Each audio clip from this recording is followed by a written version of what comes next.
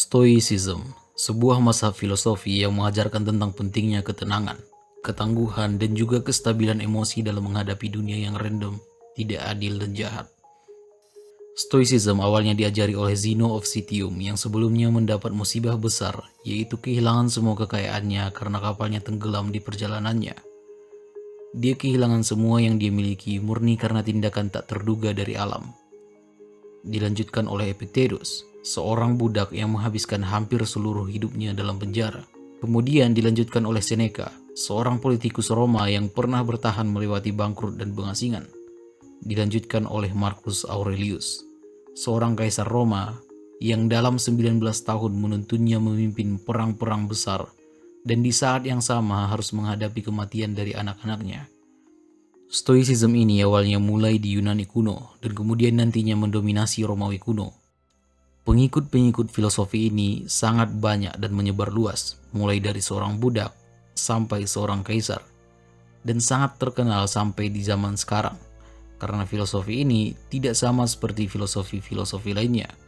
Yang ini membantu kita menghadapi perasaan-perasaan negatif yang muncul karena kejadian-kejadian yang kurang mengenakan yang terjadi kepada kita. Orang yang memahami atau mendalami filosofi ini biasa dikenal sebagai stoik.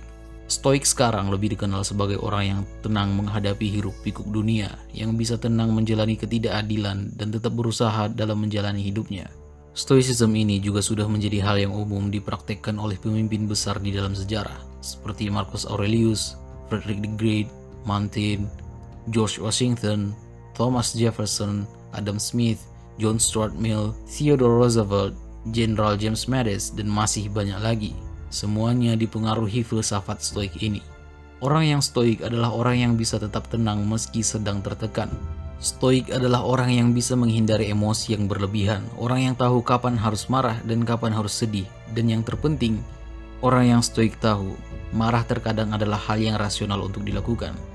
Tapi dalam kebanyakan situasi, marah-marah gak jelas hanyalah sumber dari keputusan-keputusan bodoh yang berujung pada penyesalan. Begitu juga dengan sedih. Mereka tahu kapan untuk sedih dan kapan untuk berhenti sedih dan melanjutkan hidup.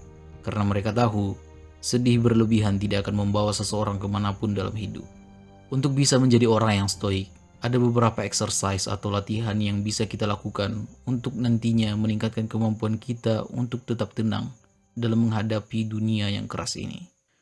Yang pertama, dikotomi kontrol. Mengetahui bahwa ada hal yang bisa kita kontrol dan ada hal yang tidak bisa kita kontrol. Kadang kita terlalu mengkhawatirkan hal-hal yang berada dalam luar kontrol kita yang dapat menyebabkan stres dan nantinya berujung depresi. Hampir semua hal yang ada di dunia ini sebenarnya tidak bisa kita kontrol. Kita tidak bisa mengontrol bagaimana pendapat orang lain terhadap kita. Kita tidak bisa mengontrol cuaca, macet di jalan, bencana alam, atau bahkan kematian. Tapi walaupun seperti itu, kita masih bisa mengontrol bagaimana reaksi kita terhadap situasi yang diberikan untuk kita. Sedih atau tidaknya suatu kejadian, adil atau tidaknya, diri kita sendirilah yang menentukannya. Seperti perkataan Marcus Aurelius, itu tidak menyakitiku kecuali jika aku menganggap kejadian itu menyakitkan untukku. Aku bisa memilih tidak. Kenapa kita harus sedih dengan hal yang berada di luar kontrol kita? Kita seharusnya fokus ke hal yang berada di dalam kontrol kita. Ini penting karena bukan hanya bisa memperbagus fokus kita, meningkatkan kemampuan kita mengubah ekspektasi menjadi realita, tapi juga membantu kita menerima kenyataan dan tidak berakhir malah menyalahkan dunia. Kita nggak bisa kembali ke masa lalu untuk mengubah hal yang mungkin salah kita lakukan, tapi kita bisa mengubah bagaimana persepsi kita terhadap masa lalu yang terjadi kepada kita. Sekuat apapun teriakan dan klaksonmu, macet tidak akan tiba-tiba berubah jadi lancar. Kamu tidak bisa membuat dirimu tambah tinggi atau tambah pendek 5 cm cuma dengan berharap. Sekeras apapun kamu mencoba, kamu tidak bisa tiba-tiba terlahir di negara berbeda.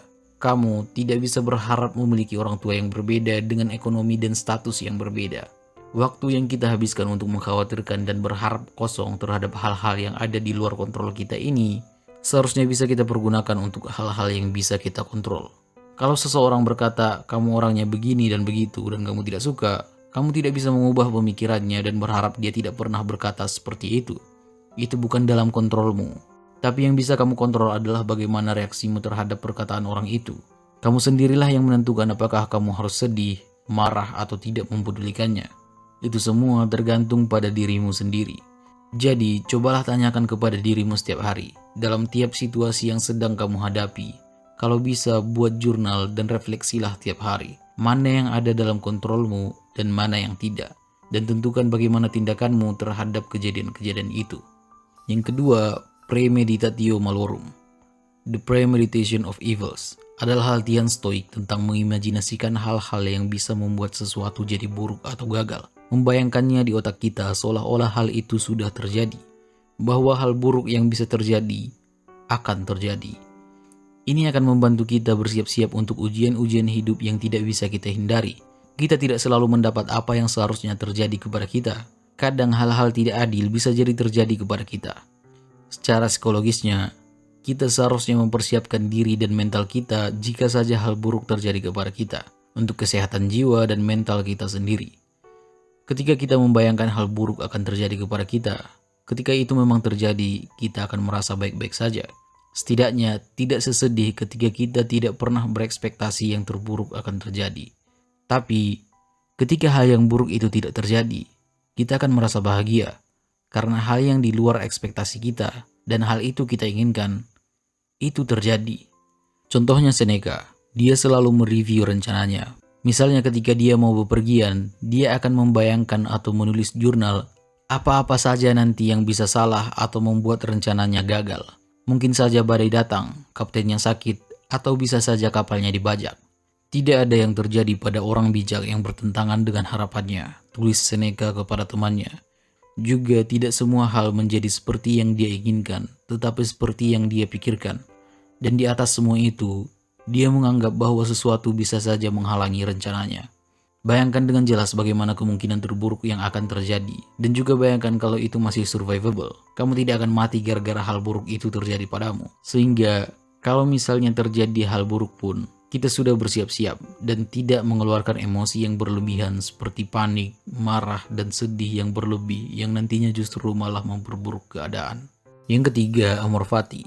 Filsuf hebat dari Jerman Friedrich Nietzsche menjelaskan apa yang disebut dengan manusia yang hebat seperti dalam amor fati, cinta akan takdir. Orang itu tidak ingin ada yang berbeda, tidak di masa depan, tidak di masa lalu, tidak selamanya. Bukan hanya menanggung apa yang perlu, apalagi menyembunyikannya, tetapi menyukainya. Stoik sangat kental dengan attitude ini. Epictetus yang hidup sebagai budak yang dihadapkan dengan kesulitan demi kesulitan pernah berkata, jangan mencari hal-hal yang terjadi seperti yang Anda inginkan. Sebaliknya, berharaplah apa yang terjadi seperti bagaimana itu terjadi. Maka Anda akan bahagia. Terlalu mencintai mimpi sampai-sampai attach ke mimpi itu akan berbahaya jika saja mimpi itu nantinya tidak terwujud. Punya mimpi adalah hal yang bagus karena memberikan kita sense of purpose. Tapi detachlah dari mimpi-mimpi itu. Jangan terlalu terobsesi dengan mimpi dan tujuan. Sesekali praktekkan premeditatio malorum. Bayangkan kalau kamu gagal dalam mencapai mimpi-mimpi itu.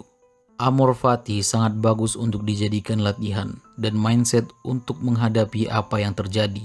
Menghadapi setiap momen sebagai sesuatu untuk dihadapi, bukan untuk dihindari. Tidak peduli seberapa menantangnya hal itu. Dan juga menghadapinya sebagai bukan hanya hal yang harus dihadapkan sebagai hal yang oke, tapi harus dicintai.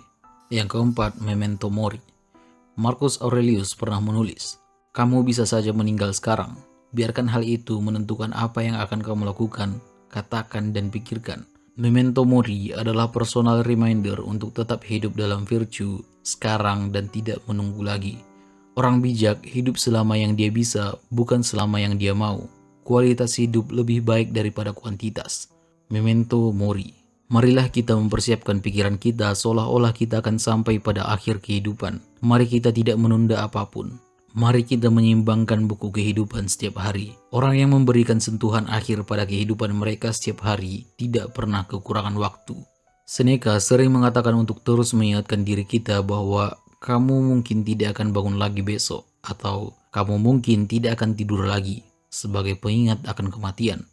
Steve Jobs beberapa kali dalam seminggu selalu duduk di pagi hari dan berpikir, kalau misalnya hari ini adalah hari terakhirnya, apakah dia akan senang melakukan hal yang akan dia lakukan di hari itu? Kalau dia mendapatkan jawaban tidak dalam 3 hari berturut-turut, dia akan menghabiskan waktunya untuk duduk dan berpikir, apa yang salah? Kalau kita merasa kematian kita sudah dekat, hal yang selama ini kita inginkan untuk kita lakukan, pasti akan dilakukan. Hidup yang ingin dijalani pasti akan dijalani. Bagaimana kita seharusnya berpikir dan bagaimana seharusnya kita bertindak, tanpa harus menunda-nunda lagi. Karena kadang, kita tahu sesuatu itu penting untuk kita, tapi karena merasa masih punya waktu yang sangat banyak, kita dengan sombongnya menunda hal itu. Menggunakan reminders ini setiap hari akan membantu kita membangun hidup yang lebih fulfill dan tidak mengorbankan 1 detik pun waktu kita sia-sia. Yang kelima, jurnal. Dalam Stoicism, art of journaling tidak sekedar diary. Latihan ini adalah filosofi itu sendiri. Mempersiapkan hari besok, refleksi hari yang telah lewat, mengingatkan diri kebijakan yang dipelajari dari orang lain, bacaan atau pengalaman di hari ini. Stoicism adalah filosofi tentang praktek dan rutinitas, bukan bacaan yang hanya perlu dibaca sekali untuk dimengerti, tapi perjalanan seumur hidup yang memerlukan ketekunan, pengulangan, dan konsentrasi. Seneca pernah menjelaskan kepada temannya, "Saya memeriksa sepanjang hari saya dan mengingat kembali apa yang telah saya lakukan dan katakan, tidak menyembunyikan apapun dari diri saya sendiri, tidak melewatkan apapun." Dengan menulis dan refleksi ups and downs, hal baik yang harus disyukuri, hal buruk untuk dipelajari dalam hari-hari kita, dan mempersiapkan hari esok, itu akan menciptakan sense of order dalam pikiran kita, seperti yang dilakukan oleh Marcus Aurelius dalam bukunya Meditations. Yang keenam, practice misfortune. Seneca yang kaya raya karena menjadi penasihat dari Nero, Kaisar Roma saat itu, menyarankan agar kita menggunakan beberapa hari dalam sebulan untuk mempraktekkan kemalangan.